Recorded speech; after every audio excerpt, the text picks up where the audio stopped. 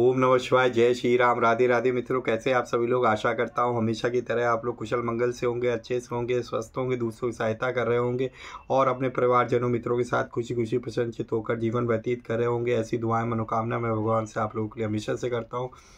मैं अंकित आप सभी लोगों का आपके अपने चैनल में हार्दिक स्वागत करता हूँ, अभिनंदन करता हूँ। दोस्तों, आज आपके सामने फिर से प्रस्तुत हूँ गीता माधुर्य के एक और अध्याय को लेके, जिसका जो अध्याय है आज वो है अध्याय 16। ठीक है दोस्तों, तो आज आप लोगों के प्रेम ने आप लोग इतना मुझे प्रोत्साहन दे रहे हैं कि हम लोग जो है इस पुस्तक के मतलब फिनिशिंग की ओर है। ठीक है, इसमें 18 अध्याय हैं। आज के बाद इसमें सिर्फ 2 अध्याय और बचेंगे। पर मैं आपसे रिक्वेस्ट करता हूं कि आप मेरे बनाने का मोटिव तभी कारगर सिद्ध होगा, सही सिद्ध होगा, जब आप इसको अच्छे से देखेंगे, अच्छे से सुनेंगे और ज़्यादा से ज़्यादा कई बार सुनेंगे और वो आपको समझ में आएगा। अगर आपको ये समझ में नहीं आता तो मेरा बनाना बेकार है, निरर्थक है सारा चीज़, कोई फ़ायदा नहीं है। फिर तो मैं सिर्फ क्या करूं, अपने लिए स्वयं पढूं, रिकॉर्डिंग करके आप लोगों के लिए देने की ज़रूरत नहीं है। क्योंकि मेरा मोटिव ये है कि जो लोग नहीं खरीद सकते, ठीक है, पैसे नहीं लगाना चाहते हैं, ठीक है, या जिनके पास नहीं है इतना, तो वो भी जो है ना गीता का ज्ञान कर सके। और ये प्रारंभिक बुक है किसी को भी अगर गीता सीखनी है तो, इसीलिए मैं जो है ये बनाता हूँ। भले ही मेरे पास आप देखते हो इतने कम व्यूज़ आते हैं, फिर भी मैं बना रहा हूँ। ठीक है, तो मैं ये चाहता हूँ कि जो सिर्फ देखने के इच्छुक हैं, जिनके पास किताबें नहीं हैं, वही केवल इसको देखें और समझें चीज़ों को। ठीक है दोस्तों, तो चलिए भगवान गणेश जी का हम लोग आह्वान करेंगे, उसके बाद हम लोग स्टार्ट करेंगे। वक्रतुंड महाकाय सूर्यकोटि समप्रभा निर्विघ्नं कुरु देव सर्वकार्येषु सर्वदा। जय श्री गणपति बप्पा मोरया। तुमेव माता च पिता तुमेव, तुमेव बंधु च सखा तुमेव विद्या द्रविड़ं तुमेव सर्वं मम देव देवो। जय श्री गणपति बप्पा मोरया। तो आपसे यही आपको सलाह दूंगा कि अगर आपने पहले के अध्याय नहीं सुने हैं तो मैं आपसे रिकमेंडेड करूंगा आपको कि आप जाके पहले अध्याय 15 तक सुनिए, उसके बाद अध्याय 16 को कंटिन्यू करें, तभी आपको समझ में आएगा। ठीक है, अदरवाइज़ आपको नहीं समझ में आएगा और एक बार से कभी नहीं आएगा समझ में। मल्टीपल टाइम्स आपको इसको देखना और सुनना पड़ेगा, तभी आपको समझ। चलिए शुरू करते हैं। एक बार मित्रों प्रेम से बोलेंगे सभी लोग, सियावर रामचंद्र की जय। ओम नमो नारायणाय, ओम नमो भगवते वासुदेवाय। जय श्री राधे कृष्णा। जय सीताराम हनुमान जी। जय श्री गुरुदेव जी की जय हो। तो चलिए अब मैं आप लोगों को आज गीता माधुर्य का 16वां अध्याय बताऊंगा, जो कि श्री राम सुखदास जी ने प्रश्नोत्तर शैली में बड़े ही सुंदर ढंग से व्याख्या की है, उसको समझाया हुआ है। तो आप भी भगवान का ध्यान चिंतन मनन करके ध्यान से सुनिए। ओम श्री परमात्मने नमः। 16वां अध्याय। अर्जुन जी पूछते हैं उस अत्यंत गोपनीय बात का अधिकारी कौन होता है भगवान? तब श्री कृष्ण जी कहते हैं दैवी संपत्ति वाला गोपनीय बात का अधिकारी होता है। दैवी संपत्ति वाले मनुष्य के क्या लक्षण होते हैं भगवान? अर्जुन जी पूछते हैं। तब श्री कृष्ण जी कहते हैं कि वे इस प्रकार है। पहला, मेरे ही दृढ़ भरोसे अभय रहना। दूसरा, अंतःकरण में मुझे प्राप्त करने का एक दृढ़ निश्चय होना। तीसरा, मुझे तत्व से जानने के लिए हर एक परिस्थिति में सम रहना। चौथा, सात्विक दान देना। पांचवा, इंद्रियों को वश में करना। छठा, अपने कर्तव्य का पालन करना। सातवां, शास्त्रों के सिद्धांतों को अपने जीवन में उतारना। आठवां, अपने कर्तव्य का पालन करते समय जो कष्ट आए उसको प्रसन्नतापूर्वक सहना। नौवां, तन मन वाणी की सरलता, मतलब तन मन वाणी सभी चीज़ों से आप सरल होने चाहिए, ठीक है, सिंपल होने चाहिए। और 10वां, तन मन वाणी से किसी भी प्राणी को कभी किंचन मात्र कष्ट न पहुंचाना। 11वां, जैसा देखा सुना और समझा वैसा का वैसा प्रिय शब्दों में कह देना, मतलब जो आपने देखा हो, सुना हो, समझा हो, बिल्कुल एज इट इज़ आपको दूसरे को भी वही बताना चाहिए। बढ़ा चढ़ा के, कम या ज़्यादा करके, काट छाट करके कभी भी नहीं कहना चाहिए। 12वां, मेरा स्वरूप समझकर किसी पर कभी क्रोध न करना। 13वां, सांसारिक कामनाओं का त्याग करना। 14वां, अंतःकरण में राग द्वेष जनित हलचल ना होना। 15वां, चुगली ना करना। 16वां संपूर्ण प्राणियों पर दया का भाव होना। 17वां सांसारिक विषयों में न ललचाना। 18वां हृदय का कोमल होना। 19वां अकर्तव्य करने में लज्जा होना। 20वां चपलता उतावलापन न होना। 21वां इस शरीर और वाणी में तेज प्रभाव होना। अपने में दंड देने की सामर्थ्य होने पर भी अपराधी के अपराध को माफ़ कर देना। 23वां हर एक परिस्थिति में धैर्य रखना। 24वां शरीर को शुद्ध रखना। 25वां बदला लेने की भावना ना होना। 26वां अपने में श्रेष्ठता का भाव ना होना। हे भरतवंशी अर्जुन, ये सभी देवी संपत्ति को प्राप्त हुए हैं, मनुष्य के लक्षण हैं, प्राप्त हुए मनुष्य के लक्षण है, अर्थात इन लक्षणों वालों को मेरी भक्ति का अधिकारी मानना चाहिए। यहाँ यह शंका होती है कि जो ऐसे लक्षणों वाले हैं वे तो भक्ति के अधिकारी है, पर जिनमें ऐसे लक्षण नहीं है वे दुराचारी मनुष्य तो भक्ति के अधिकारी हो ही नहीं सकते। तब श्री अर्जुन जी फिर पूछते हैं कि अनाधिकारी कौन होता है भगवान। तब श्री कृष्ण जी बोलते हैं आसुरी संपत्ति वाला जो होता है वो अनाधिकारी होता है। आसुरी संपत्ति वाले मनुष्य के क्या लक्षण होते हैं भगवान, अर्जुन जी पूछते हैं। तो श्री कृष्ण जी कहते हैं कि वे इस प्रकार है। पहला दंभ दिखावटीपन करना। दूसरा घमंड करना, अर्थात ममता वाली चीज़ों को लेकर अपने में बड़प्पन का अनुभव करना। तीसरा अहंता वाली चीज़ों को लेकर अभिमान करना। चौथा क्रोध करना। पांचवा मन वाणी बर्ताव आदि में कठोरता कर रखना। छठा सत असत कर्तव्य अकर्तव्य आदि के ज्ञान विवेक को महत्व न देना। हे प्रथानंदन, ये सभी आसुरी संपत्ति को प्राप्त हुए मनुष्य के लक्षण है, अर्थात इन लक्षणों वाला मनुष्य मेरी भक्ति का अधिकारी नहीं होता। यह सुनकर अर्जुन जी फिर पूछते श्री कृष्ण जी से कि इस देवी और आसुरी संपत्ति का क्या फल होता है भगवान। तब श्री कृष्ण जी कहते हैं कि देवी संपत्ति मुक्ति देने वाली और आसुरी संपत्ति बांधने वाली होती है, परंतु हे पांडव, तुम्हें शोक चिंता नहीं करना चाहिए क्योंकि तुम देवी संपत्ति को प्राप्त हुए हो। आसुरी संपत्ति बंधककारी कैसे होती है भगवान, अर्जुन जी पूछते हैं। तब श्री कृष्ण जी क्या कहा सुनिए। इस लोक में दो तरह के प्राणियों की सृष्टि है, देवी और आसुरी। देवी संपत्ति को मैंने विस्तार से कह दिया। अब हे पार्थ, तुम आसुरी संपत्ति को विस्तार से सुनो। आसुरी संपत्ति वाले मनुष्य किस में प्रवृत्त होना चाहिए और किससे प्रवृत्त होना चाहिए, इसको नहीं जानते तथा उनमें ना तो शौचाचार वह शुद्धि होता, ना सदाचार श्रेष्ठ आचरण होता और ना सत्य पालन ही होता है। यह सुनकर अर्जुन जी फिर पूछते हैं कि उनमें शौचाचार आदि क्यों नहीं होता भगवान।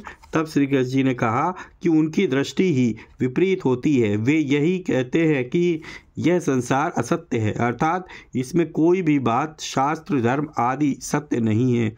इस संसार में धर्म अधर्म पाप पुण्य आदि की कोई मर्यादा नहीं है। इस संसार को रचने वाला कोई ईश्वर नहीं है, किंतु स्त्री को पुरुष की और पुरुष को स्त्री की इच्छा हुई तो दोनों के संयोग से यह संसार पैदा हो गया। इसीलिए इस संसार की उत्पत्ति का हेतु काम ही है, इसके सिवा और कोई कारण नहीं है।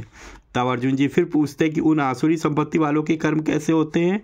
तब श्री कृष्ण जी अर्जुन से कहते हैं कि उपर्युक्त नास्तिक दृष्टि का आश्रय लेने वाले वे लोग अपने नित्य स्वरूप आत्मा को नहीं मानते, उनकी बुद्धि तुच्छ होती है, उनके कर्म अत्यंत उग्र भयानक होते हैं, वे जगत के शत्रु होते हैं।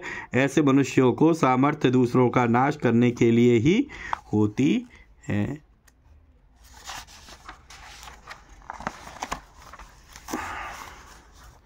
वे कभी पूरी ना होने वाली कामनाओं का आश्रय लेकर दंभ अभिमान और मद में चूर रहने वाले तथा अपवित्र नियमों को धारण करने वाले मनुष्य मोह के कारण अनेक दुराग्रहों को पकड़कर संसार में विचरते रहते हैं। उनके भाव कैसे होते हैं भगवान, अर्जुन जी पूछते हैं। तब श्री कृष्ण जी कहते हैं वे मृत्यु पर्यंत रहने वाली बड़ी बड़ी चिंताओं का आश्रय लेते हैं। वे पदार्थों का संग्रह और उनका भोग करने में ही लगे रहने वाले और जो कुछ है वह इतना सुख भोगना और संग्रह करना ही है ऐसा निश्चय करने वाले होते हैं। वे किस उद्देश्य को लेकर चलते हैं भगवान, अर्जुन जी पूछते हैं। तब श्री कृष्ण जी कहते हैं कि सैकड़ों आशाओं की फांसियों से बंधे हुए वे मनुष्य काम और क्रोध के परायण होकर केवल भोग भोगने के उद्देश्य से ही अन्यायपूर्वक धन का संग्रह करने की चेष्टा करते रहते हैं। उनके मनोरथ कैसे होते हैं भगवान अर्जुन जी ने पूछा। तब श्री कृष्ण जी ने कहा, आज इतना धन तो हमने प्राप्त कर लिया और अब इस मनोरथ को प्राप्त कर लेंगे। इतना धन तो हमारे पास है ही, इतना धन और हो जाएगा। उस शत्रुता को हमने मार दिया और उन दूसरे शत्रुओं को भी हम मार डालेंगे। हम सर्वसमर्थ है, सिद्ध है, बलवान है, सुखी और भोगों को भोगने वाले हैं। हम बड़े धनवान हैं, बहुत से मनुष्य हमारा साथ देने वाले हैं। हमारे समान दूसरा कौन हो सकता है। हम खूब यज्ञ करेंगे, दान करेंगे और फिर मौज करेंगे। इस तरह वे अज्ञान से मोहित होकर मनोरथ करते रहते हैं। ऐसे मनुष्यों की मरने पर क्या गति होती है भगवान अर्जुन जी ने पूछा। तब श्री कृष्ण जी ने कहा कि तरह तरह के भ्रमों में पड़े हुए मोहजाल में उलझे हुए तथा पदार्थों के संग्रह और भोग में आसक्त हुए वे मनुष्य भयंकर नरकों में गिरते हैं।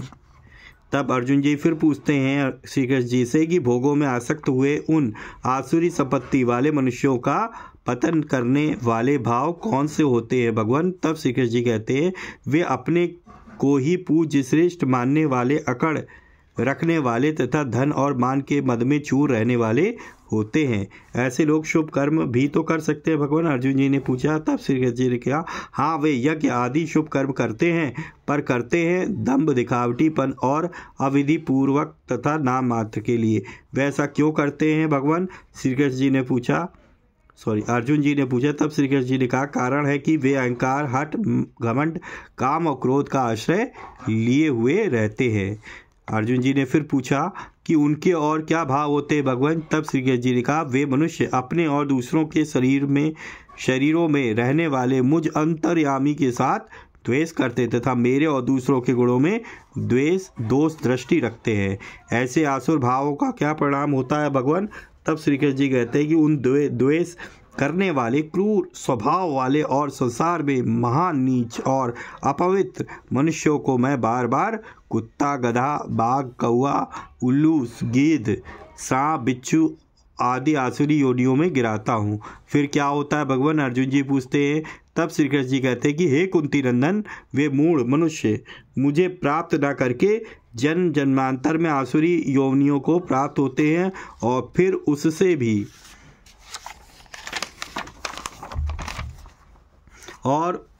उससे भी अधिक अधम गति में अर्थात भयंकर नरकों में चले जाते हैं। यह सुनकर अर्जुन जी फिर पूछते हैं श्री कृष्ण जी से कि उनका अधम योनि और अधम गति नरक में जाने का प्रधान कारण क्या है भगवान। तब श्री कृष्ण जी कहते हैं, काम, क्रोध और लोभ ये 3 प्रकार के नरक के दरवाजे मनुष्य का पतन करने वाले हैं, इसलिए इन तीनों का त्याग कर देना चाहिए। अर्जुन जी फिर पूछते हैं कि इनका त्याग करने से क्या होगा भगवान। तब श्री कृष्ण जी कहते हैं कि हे कौन्तेय, जो मनुष्य नरक के इन तीनों द्वारों से रहित होकर अपने कल्याण का आचरण करता है, अर्थात जो शास्त्र निषिद्ध आचरण का त्याग करके केवल अपने कल्याण के उद्देश्य से निष्काम भावपूर्वक विहित आचरण करता, वह परम गति को प्राप्त हो जाता है। यह सुनकर अर्जुन जी फिर पूछते हैं कि परम गति की प्राप्ति किसको नहीं होती। तब श्री कृष्ण जी कहते हैं कि जो शास्त्र विधि का त्याग करके अपनी इच्छा से मनमाना आचरण करता है, अर्थात अपने मन से जिस काम को अच्छा समझता है वह करता है और जिसको अच्छा नहीं समझता वह नहीं करता, ऐसे मनुष्य को ना तो सिद्धि अंतःकरण की शुद्धि प्राप्त होती है, न सुख प्राप्त होता और ना परम गति ही प्राप्त होती है। ऐसा सुनकर अर्जुन जी फिर पूछते हैं कि अच्छे और बुरे कर्म की क्या पहचान होती है, मतलब उसे हम कैसे पहचान सकते हैं, पहचान कैसे हो, अच्छे और बुरे काम की पहचान कैसे हो, अर्जुन जी ने पूछा। तब श्री कृष्ण जी कहते हैं कि कर्तव्य और अकर्तव्य के विषय में शास्त्र ही प्रमाण है। ऐसा जानकर तुझे शास्त्र विधि से नियत किए हुए कर्तव्य कर्म को ही करना चाहिए, अर्थात शास्त्र को सामने रखकर ही हर एक काम करना चाहिए। अध्याय 16वां समाप्त। सियावर रामचंद्र की जय। ओम नमो नारायणाय। ओम नमो भगवते वासुदेवाय। तो ये था दोस्तों हमारे पास गीता माधुर्य का, स्वामी राम सुखदास जी के शब्दों में गीता माधुर्य का 16वां अध्याय उनकी वाणी से।